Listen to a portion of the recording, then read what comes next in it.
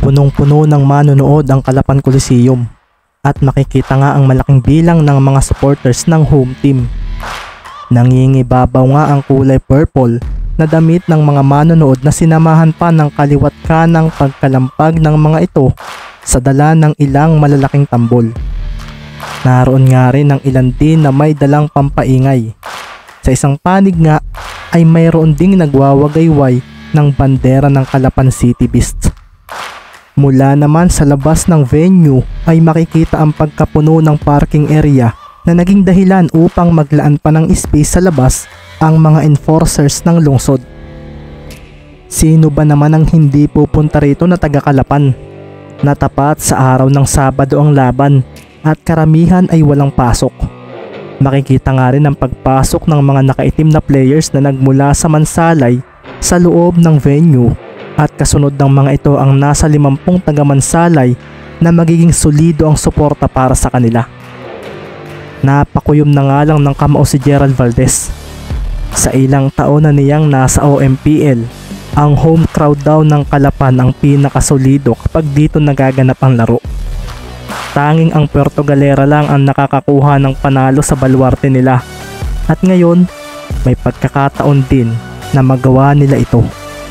Sinalubong ng malakas na buo ang mga taga Mansalay na normal namang reaksyon ng mga taga rito, kaso may ilang ding kinakabahan dahil nakita rin nila ang sabay na pagpasok ni Coach Cervantes at ni Ricky Mendez na makikitang inaayos ang pagkakapasok ng jersey sa loob ng shorts nito.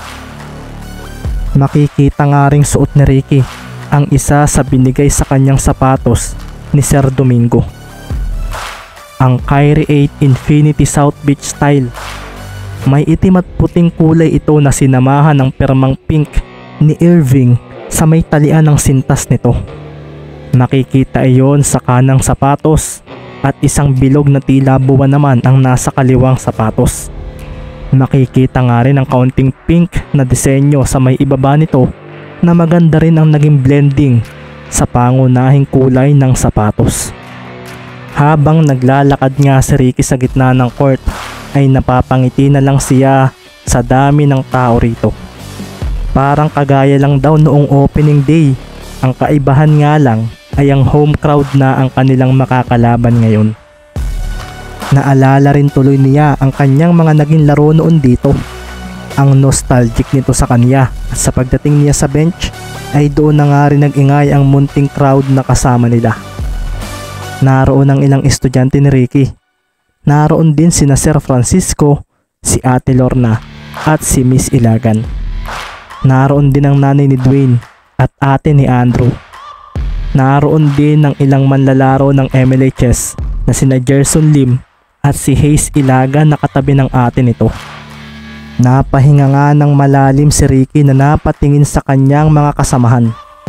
Naging successful ang unang taon ng paglalaro niya sa OMPL. Ano man daw ang maging resulta ng labang ito, ay sila pa rin daw ang magiging rank 1 na team.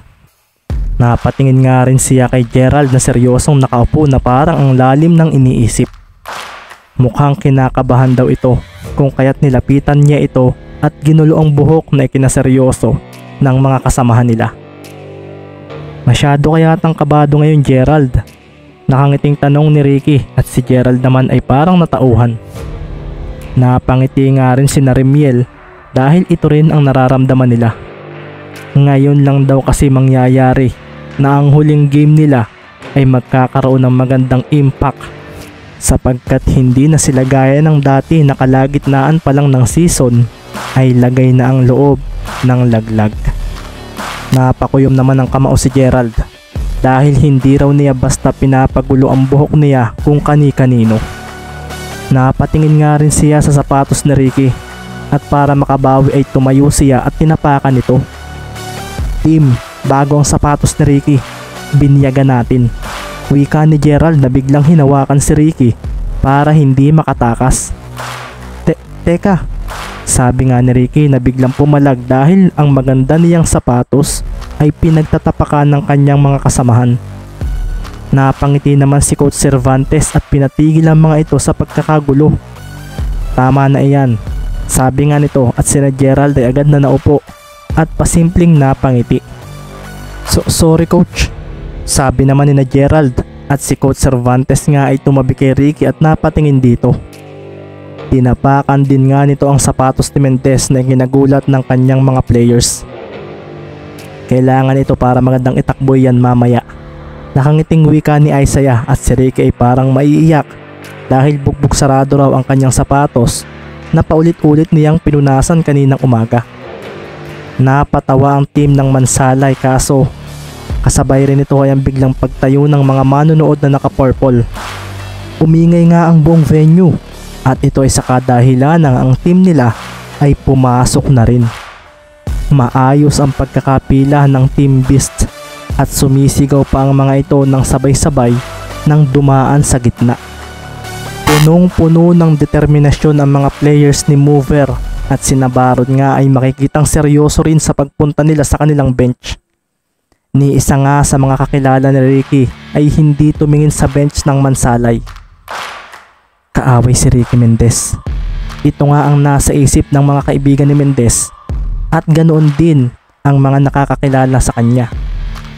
Pagdating ng Team Kalapan sa kanilang bench ay makikita nga ang paghinga ng malalim ni Mover Flores. Mag-ready na kayo. Mag-warm up na tayo. Yes coach. Bulalas ng mga players na nasa likuran niya at nang maramdaman ng crowd na game ready na ang kanilang team ay doon na nga dumagundong ang buong venue dahil sa pagpasok muli sa loob ng court ng Team Beast. Sinimulan na nga ng mga ito ang warm up ng mga simpleng shooting at passing lang. Makikita ngang walang pangyayabang ang ginagawa ni Baron Cimeron. Si Tristan Agoncillo naman at si Trey ay salitang pasahan lang ang ginagawa sa isang tabi. Habang si Martin, Troy at Romeo ay shooting trees ang ginagawa. Si Von Aldaba at Jake Marcos naman ay dribbling na gamit ang dalawang bola ang ginagawa sa may bench. Isang bagay nga ang napansin ni Ricky na magsisimula na rin silang mag-warm up. Parang hindi raw ito ang typical na warm up ng Kalapan. Napaseryoso nga siya dahil walang ginagawang kung ano ang kanyang Kuya Baron. Para raw itong ibang tao ng oras na iyon. Ito nga rin ang napansin ng ibang mga players na nanonood sa venue. Narito nga ang ilang members ng Nauhan sa pangunguna ni Romero at nasa malapit naman sa mga ito si Larry Dizon at ang ilan ding members ng Bako. Nakikita nga rin sina Marky at si Shaquille ng Pola. Narito rin ang team ng Socorro. Kapansin-pansin nga rin na wala ni isang player ng Puerto Galera ang nagpunta rito sa Kalapan para panoorin ang laban ng dalawang team. Matapos ang ilang minutong warm up ay nagpunta na nga sa gitna ang dalawang team para kamayan ng isa't isa. Si Ricky nga ay hindi alam kung paano magre-react dahil parang hindi siya kilala ng kanyang mga kaibigan dito sa team ng Kalapan. Malamig na ekspresyon lang ang binigay ng mga ito sa kanya. Si Mover nga ay seryoso lang na pinagmasdan si Coach Cervantes at binigyan lang ng ilang mga salita. Good luck to our game sir. Tumango naman si Isaiah at pagkatapos noon ay dumagundong na nga muli ang buong crowd nang magsibali ka na sa bench ang mga players. Halos mabingi nga ang mga taga-Mansalay dahil dito. Si Ricky nga ay napatingin na lang sa paligid. Tama lang daw na hindi niya pinapunta rito si Andrea at pinabantayan na lang ito kay Andre.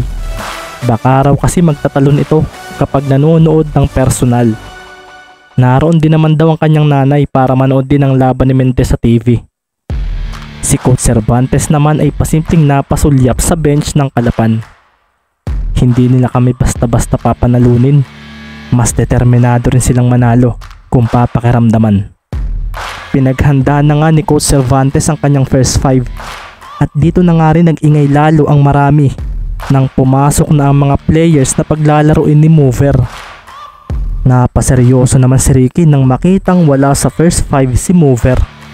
Nagkatinginan sila pero walang anumang reaksyong ibinigay si Flores sa pagngiti ni Mendez. Matapos ang malakas na sigaw ng dalawang team ay dito na nga humanda ang lahat para sa mangyayaring laban. Kalapan City Beast 11-2. Martin Suarez number 30, 5'7", point guard. Trey Agoncillo number 22, 6'4", shooting guard. Von Aldaba number 0, 6'4", small forward. Baron Semero number 24, 6'4", power forward. Tristan Agoncillo number 28, 6'6", center.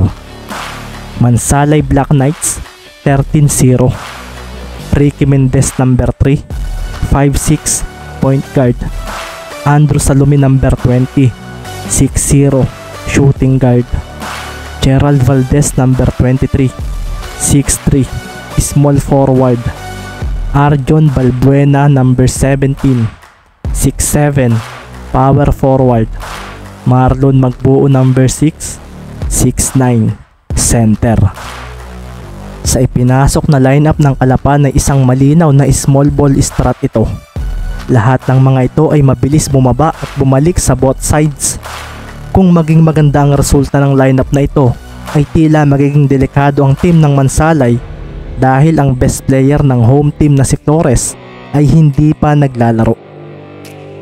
Pagdating sa matchups, lamang ang Kalapan. Sambit nga ni Maki sa katabi nitong si Coach Mavs. Bigla nga rin ako napaisip kung paano natin natalo ang team na ito noong laban natin. Nasabi naman ni Coach Mavs at si Maki ay napangiti na lang.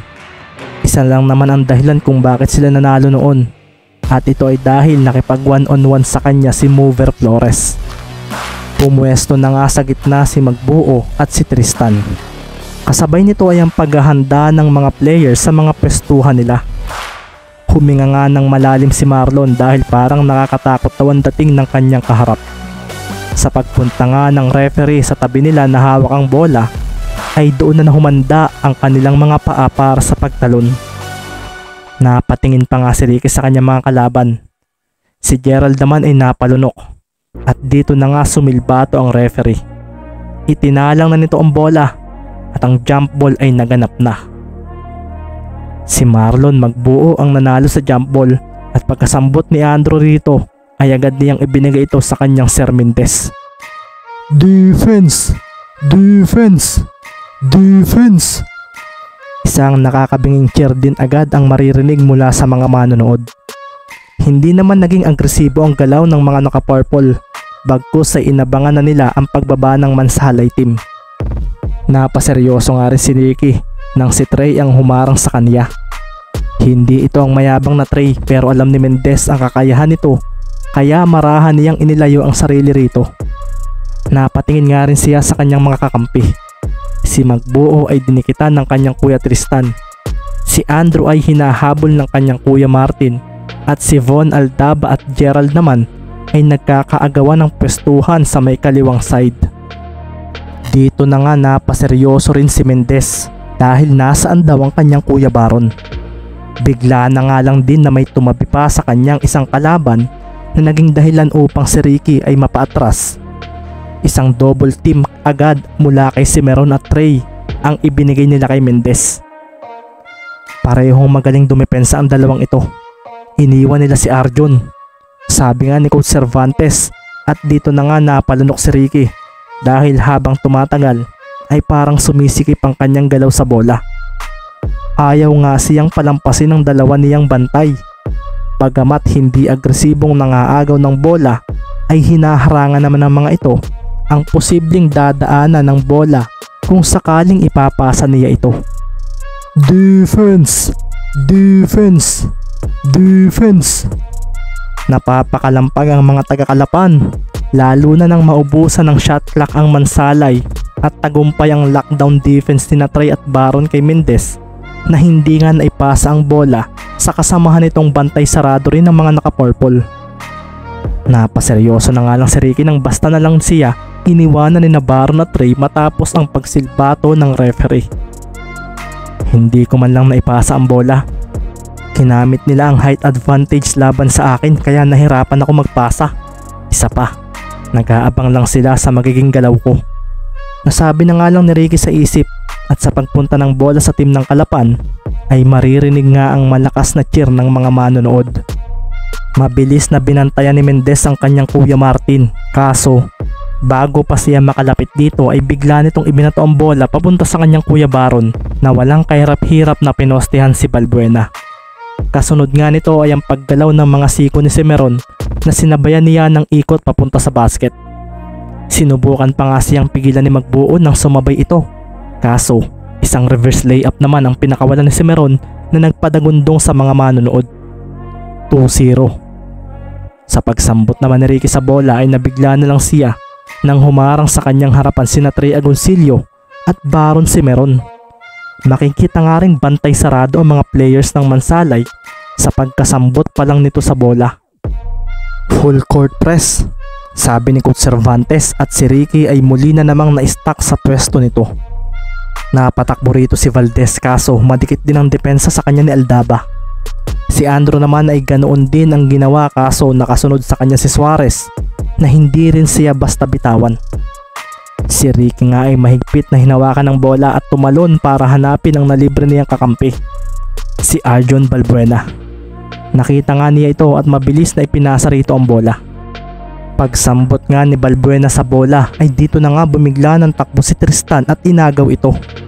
Isang walang kahirap-hirap na steal iyon at mabilis nga niyang dinrive ang bola papunta sa basket. Mabilis itong umatake at si Magbuo naman ay agad na humabol dito, kaso sa paglapit ni Tristan sa basket ay bumigla ito ng extra pass. Lumitaw si Von Aldaba sa 3-point area at dito nga ay mabilis itong hinabol ni Gerald na bumangga muna sa screen na ibinigay ni Suarez. Sa mga pangyayaring iyon, sina Baron at Trey naman ay nananatiling nasa tabi ni Mendez kahit panasa kanila na muli ang bola. Isang fake ang ginawa ni Aldaba at nang tumalon si Valdez ay dito na nga siya umiwas dito.